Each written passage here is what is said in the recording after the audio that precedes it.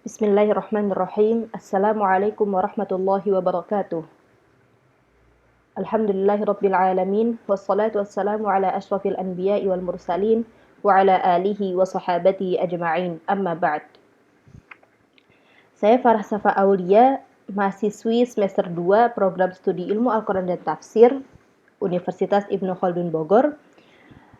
Di sini akan mempresentasikan video untuk pemenuhan ujian tengah semester kedua dari mata kuliah studi naskah ulumul hadis yang diampu oleh Bapak dosen Dr. Ahmad Alim LCMA.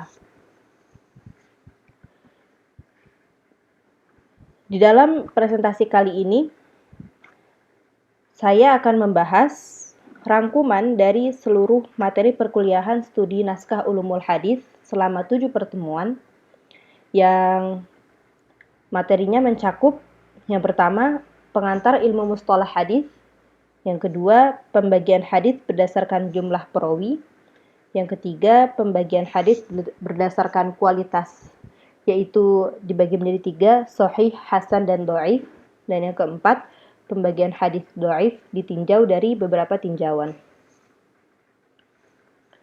Langsung saja yang pertama, pengantar ilmu mustalah hadis. Ilmu mustalahul hadis disebut juga dengan 3 sebutan, yaitu ilmu hadis diroyah, ilmu asnad, dan ilmu athar. Adapun pengertiannya adalah ilmu untuk mengetahui keadaan sanad dan matan dari segi diterima atau ditolaknya. Tujuan dari adanya ilmu ini adalah untuk mengetahui kualitas hadis, keaslian agama terjaga juga dari bid'ah, dan dapat mendeteksi pendusta. Adapun yang dipelajari di dalam ilmu mustalah hadis, yang pertama adalah sanad, yang kedua matan, yang ketiga hadis. Yang ketiga adalah al-hadis, yaitu apa-apa yang disandarkan kepada Rasulullah Shallallahu Alaihi Wasallam. Selanjutnya, pembagian hadis berdasarkan jumlah perawi. Hadis sampai kepada kita dengan proses periwayatan. Karenanya harus ada perawi yang dapat dijamin kesahihan pemberitaannya. Dalam hal itu, hadis dibagi menjadi 2 berdasarkan jumlah perawi yang meriwayatkan hadis tersebut. Yang pembagiannya adalah yang pertama hadis mutawatir, yang kedua hadis ahad. Hadis mutawatir itu perawinya ada banyak sehingga tidak dimungkinkan terjadinya dusta. Perawinya juga harus 10 orang atau lebih. Dan hadis mutawatir juga dibagi menjadi 2, yaitu mutawatir lafzi, yang maksudnya adalah tidak ada khilaf di dalam bunyi lafadznya yang disepakati oleh 70 perawi. Dan yang kedua adalah mutawatir maknawi, yaitu ada beberapa hadis yang lafadznya berbeda tetapi maknanya sama. Kedua jenis ini sifatnya itu tidak boleh diragukan lagi. Lalu hadis ahad itu adalah hadis yang perawinya hanya 1 orang. Ada kalanya 2, 3 atau lebih, tetapi tidak lebih dari 9 orang. Lalu sebutan untuk hadis yang diriwayatkan oleh 1 orang itu adalah hadis gharib. Lalu yang diriwayatkan oleh 2 orang adalah hadis aziz, yang diriwayatkan oleh 3 orang atau lebih itu adalah hadis masyhur. Selanjutnya pembagian hadis berdasarkan kualitas hadis. Itu dibagi menjadi 3, yaitu hadis sahih, hadis hasan, dan hadis dhaif. Hadis sahih itu hadis yang bersambung sanadnya sampai kepada Nabi Shallallahu Alaihi Wasallam, diriwayatkan oleh orang adil dan dhabit serta hadisnya selamat dari syadz dan illah. Adapun rawi yang adil itu maksudnya adalah beragama Islam, balik, berakal, tidak fasik, dan menjaga muru'ah. Dhabit maksudnya adalah kuat dalam hafalan, teliti atau cermat di dalam tulisan. Lalu syadz dan illah itu maksudnya adalah kecacatan yang dapat merusak kesahihan hadis, dan muru'ah itu ditentukan secara syariat dan adat. Selanjutnya hadis hasan, pengertiannya sama seperti hadis sahih, tetapi salah satu perawinya itu memiliki kekurangan dalam hafalan. hukumnya wajib diamalkan seperti hadis sahih. Hadis hasan sendiri itu terbagi menjadi dua macam, yaitu yang pertama hasan lidzatihi, yaitu hasan yang dengan sendirinya karena memenuhi kriteria dan persyaratan yang telah ditentukan. Dan yang kedua hasan li ghairihi, itu adalah hadis dhaif yang derajat kesahihannya naik karena ada hadis serupa yang dikuatkan, karena ada hadis serupa yang menguatkan hadis dhaif ini, dan hadis serupa tersebut memiliki sanad yang lebih kuat. Dan sebab kedhaifan hadis ini itu bukan karena perawi yang seorang fasik dan pendusta. Adapun hadis sahih itu juga terbagi menjadi dua macam, yaitu sama seperti hadis hasan.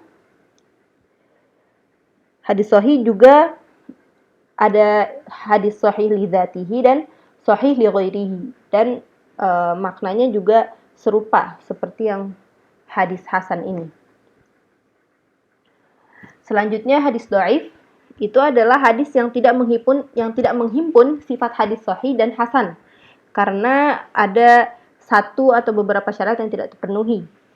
Hadis dhaif ini terbagi menjadi dua, yaitu dhaif karena perawinya tidak adil dan dhabit, dan dhaif karena terputusnya sanad.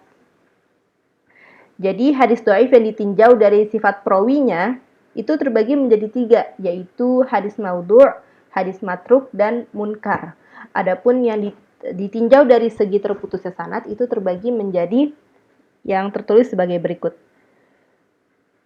Lalu selanjutnya adalah perinciannya. Tentang pembagian hadis dhaif berdasarkan beberapa tinjauan. Ditinjau dari sifat perawinya, hadis dhaif ini dibagi menjadi yang pertama hadis maudhu'. Itu ada kriterianya, jadi karena ada sanad, jadi dari perawinya itu ada yang bertentangan dengan realita historis periwayat. Ada juga yang salah satu perawinya itu pendusta, dan ada keadaan psikologinya yang mempengaruhi sifat perawi ini. Lalu dari kriteria matan hadis maudhu' ini itu lafalnya buruk atau redaksinya dan maknanya rusak. Lalu pembagian yang kedua adalah hadis matruk. Itu adalah hadis yang kaidahnya itu bertentangan dari yang telah diketahui, dan perawi dari hadis ini itu diketahui sering berdusta di dalam pembicaraan keseharian, tapi memang belum terbukti pernah berdusta tentang hadis Nabi. Lalu pembagian yang ketiga itu hadis munkar, yaitu hadis yang di dalam sanadnya itu perawinya mengalami kekeliruan, kesalahan, dan pernah berbuat fasik. Dan hadis yang diriwayatkan ini itu bertentangan dengan riwayat yang sikoh gitu. Selanjutnya, hadis dhaif yang ditinjau dari segi terputusnya sanad itu dibagi menjadi sebagai berikut. Yang pertama hadis mu'allaq. Hadis mu'allaq itu hadis yang dihapus dari awal sanadnya dari satu perawi atau lebih secara berturut-turut.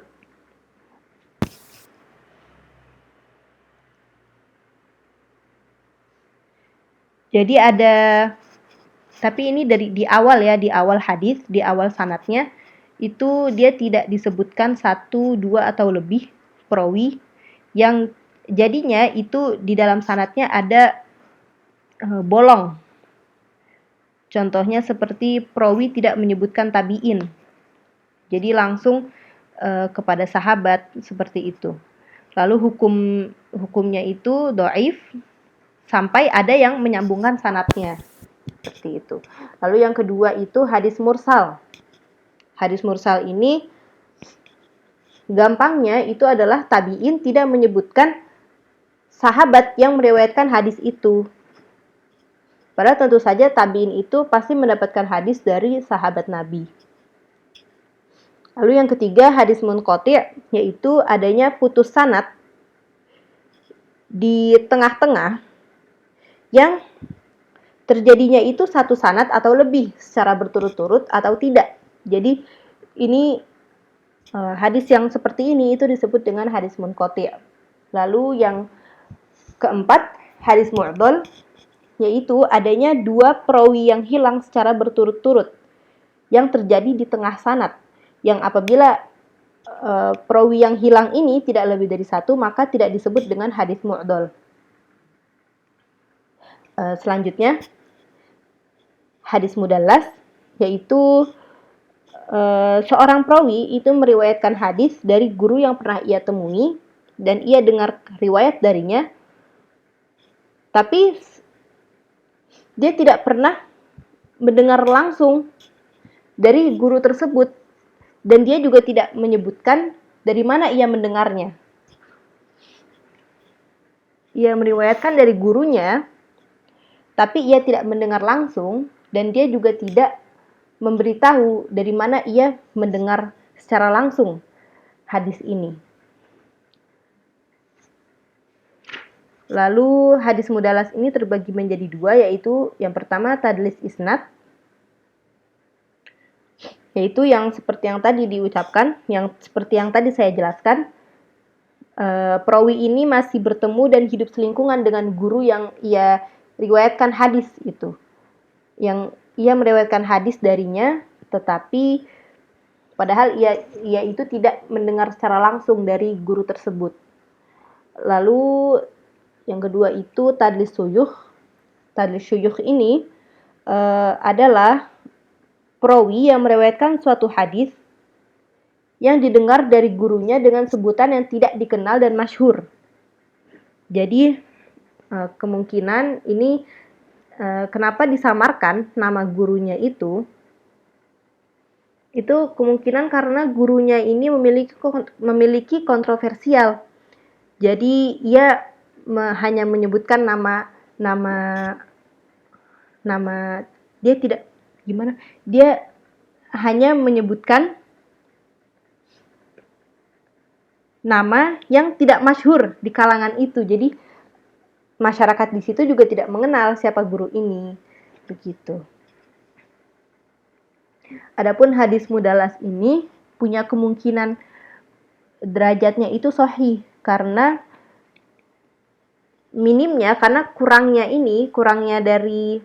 minusnya dari hadis mudallas ini hanyalah dari segi teknis.